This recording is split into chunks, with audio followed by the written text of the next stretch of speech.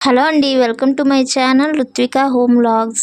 ముందుగా అందరికీ wish you happy new year అండి. ఈ కొత్త సంవత్సరం మీరందరూ కూడా చాలా హ్యాపీగా ఉండాలని, మీరు అనుకున్న పనులన్నీ నెరవేర్చుకోవాలని చెప్పి నేను మనస్ఫూర్తిగా కోరుకుంటున్నానండి. ఇదైతే సండే రోజు వీడియో అండి. సండే రోజు మా వారు రైతు బజార్కి వెళ్ళి కాయగూరలన్నీ తీసుకొచ్చారు. సో ఇప్పుడైతే నేను ఇవన్నీ సర్దుతూ మీకు ఏమేం చేస్తున్నానో అన్నీ చూపిస్తూ ఒక విషయం గురించి అయితే మాట్లాడబోతున్నానండి. ఇప్పటి వరకు అయితే మన ఛానల్లో నేను ఈ ఇంట్లో ఉండడం వలన పడుతున్న ఇబ్బందులు, చేసుకుంటున్న అడ్జస్ట్మెంట్స్ అన్నీ అయితే మీతో షేర్ చేసుకున్నాను కదండి. ఇంకా ఈ వీడియోలో వచ్చేసి ఈ ఇంటికి వచ్చిన తర్వాత మాకు జరిగిన మంచి గురించి కూడా మీకు అయితే చెప్పబోతున్నానండి. సో వీడియో అయితే ఎక్కడ స్కిప్ చేయకుండా చూడండి. ఏ విషయంలోనైనా మంచి చెడు రెండు ఉంటాయి కదండి. సో నేనైతే ఇప్పటి వరకు ఇందులో పడిన ఇబ్బందులు మాత్రమే మీతో షేర్ చేసుకున్నాను. అలాగే ఈ ఇంటికి వచ్చిన తర్వాత మాకు ఏం మంచి జరిగింది అన్నీ మీతో షేర్ చేసుకోబోతున్నానండి. ఒక మనిషి ఎంత సంపాదించినా ఏం చేసినా తను ఎంత ఉన్నత స్థాయిలో ఉన్నా కానీ ఆ మనిషికి మనశ్శాంతి లేకపోతే మాత్రం ఎక్కడున్నా వేస్ట్ కదా. సో మేము అంతకుముందు పడిన ఇబ్బందుల నుంచి బయటపడి ఈ ఇంటికి వచ్చిన తర్వాత అయితే చాలా మనశ్శాంతిగా ఉన్నామండి. చాలా గొడవల మధ్య నుంచి బయటకు వచ్చాము. ఆ గొడవలన్నీ పోయి చాలా రకాలుగా ఎన్నో ప్రాబ్లమ్స్ అయితే ఫేస్ చేసామండి. వాటన్నిటి నుంచి బయటకు వచ్చి చాలా ప్రశాంతంగా అయితే ఉన్నామండి ఇంట్లో. ఈ ఇంటికి రాకముందు అయితే నాకు చాలా హెల్త్ ఇష్యూస్ వచ్చాయండి. ఆరోగ్యపరంగా చాలా ఇబ్బందులు అయితే ఫేస్ చేశాను అనమాట. కానీ ఈ ఇంటికి వచ్చిన తర్వాత అన్ని రకాల ఆరోగ్య సమస్యలకి నాకైతే ఒక దారి దొరికింది. మందులు అయితే వాడుతున్నాను కానీ ఎలాంటి ప్రాబ్లము ఏంటి అనేది అర్థం అవ్వలేదు. ఈ ఇంటికి వచ్చిన తర్వాత కొన్ని సమస్యలకి పరిష్కారం దొరికి మందులు కూడా పనిచేసాయండి. ఇంతకుముందు అయితే ఎప్పుడు ఏదో ఒక రకంగా ఆరోగ్యం అయితే అస్సలు బాగుండేది కాదండి నాకు. కానీ ఇంటికి వచ్చిన తర్వాత హెల్త్ అయితే చాలా బెటర్ అనిపిస్తుంది. మెయిన్ మనకి వాడిన మందులు పనిచేయకపోతే ఎలాంటి రోగమైనా తగ్గదు కదా. సో ఈ ఇంటికి వచ్చిన తర్వాత ఆరోగ్య సమస్యలు ఏంటి, ఎందువలన ఇలా అవుతుంది అనేది ఐడెంటిఫై చేయగలిగాము. సో దానికి తగిన మందులు వాడుకున్నాము. ప్రజెంట్ అయితే హెల్త్ ఇష్యూస్ అయితే ఏమీ లేవండి. నేనైతే హెల్తీగానే ఉన్నాను. ఒకానొక టైంలో పిల్లలు కూడా వద్దు అని అనుకున్నామండి మేము. హెల్త్ సరిగ్గా లేక నెక్స్ట్ ఫైనాన్షియల్గా కూడా కొంచెం డల్గా ఉండి నాకు ఒక బాబు చాలులే అని చెప్పి ఇంకొకరు వద్దు అని అనుకున్నామండి. మళ్ళీ మా ఫ్యామిలీ మొత్తం ఊరుకోలేదు, ఒక్కరితో ఉండకూడదు, ఇద్దరు ఉంటే బాగుంటుంది, మీరు ఫైనాన్షియల్గా సెటిల్ అయిన తర్వాత పిల్లలు కావాలంటే రారు కదా. సో అందుకని చెప్పి ఇంకొకరిని కనవలసిందే అన్నారు. హెల్త్ ఇష్యూస్ అన్నీ క్లియర్ అయిన తర్వాత ఈ ఇంటికి వచ్చిన తర్వాతే పాప అయితే పుట్టిందండి. లాస్ట్ వీడియోలో చెప్పాను కదండి, సమ్మర్లో పాప కడుపులో ఉన్నప్పుడు అస్సలు ఉండలేకపోయాను. ఈ ఇంట్లో అప్పుడే సెకండ్ హ్యాండ్ ఏసీ తీసుకొని పెట్టుకున్నాము అని చెప్పాను కదా.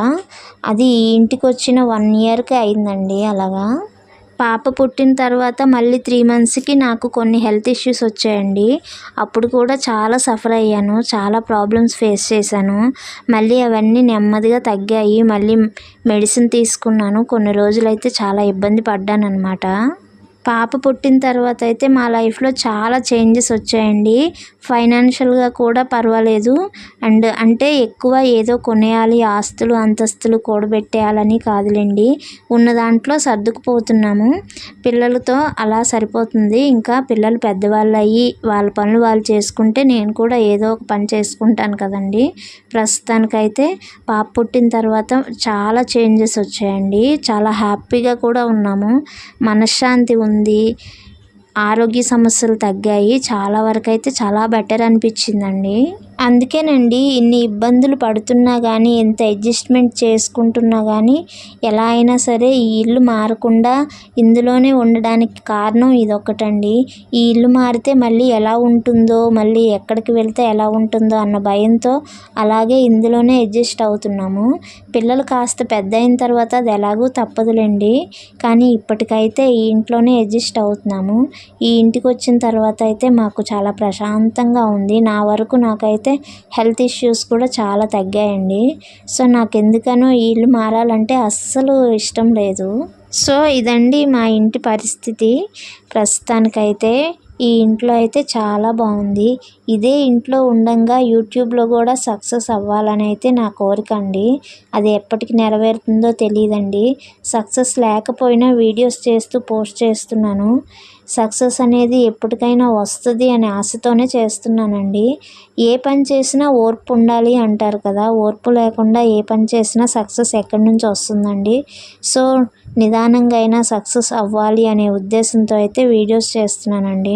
నా వీడియోస్ చూసిన మీరందరూ కూడా నన్ను సపోర్ట్ చేస్తారు అనే నమ్మకంతోనే మీకు అందరికీ రిక్వెస్ట్ చేస్తున్నానండి. ప్లీజ్ నా ఛానల్ని సబ్స్క్రైబ్ చేసుకొని నన్ను సపోర్ట్ చేయండి ఫ్రెండ్స్. ఇంకా ఈ వీడియో విషయానికి వస్తే మా వారు రైతు బజార్కి వెళ్ళి కాయగూరలన్నీ తీసుకొచ్చారండి. ఇదైతే సండే రోజు అనమాట. సో అన్నీ కవర్లలో కట్టేసి ఫ్రిడ్జ్ అంతా నీట్గా క్లీన్ చేసుకుంటున్నానండి. ఈ కాయగూరలు అయితే మాకైతే 10 రోజుల పైనే వస్తాయండి. నేను ఉన్న దాంట్లో అడ్జస్ట్ చేస్తూ అన్నీ వండుతాను. అన్నీ లాస్ట్ వరకు అయిపోయే వరకు ఏది వేస్ట్ చేయకుండా వండుతానండి. మా ఫ్రిడ్జ్ అయితే సింగిల్ డోర్ ఫ్రిడ్జ్ కదండి. సో అన్నిటినీ అడ్జస్ట్ చేస్తూ పెట్టుకుంటాను. కొన్ని ఐటమ్స్ ఎక్కువ రోజులు ఉండాలి అనేవి బయట పిండి, గోధుమ పిండిలు అలాంటివన్నీ బయట ఉంటే పురుగు పట్టేస్తాయండి. సో వాటిని కూడా నేను ఫ్రిడ్జ్లోనే పెడతాను. ఉప్మా రవ్వ కూడా పురుగు పట్టేస్తుంది బయట ఉంటే, దాన్ని కూడా నేను ఫ్రిడ్జ్లోనే పెడతానండి. నెక్స్ట్ ఇది వచ్చేసి శనగపిండి డబ్బాలోది. తర్వాత అయితే చింతపండు పెడతానండి. నార్మల్గా అయితే ఈ పని చేయటం ఒక అరగంటలో పని అండి. అన్నీ ఎక్కడొక్కడ సర్దేసి నీట్గా పెట్టేసేయడానికైతే ఒక అరగంటలో అయిపోతుంది.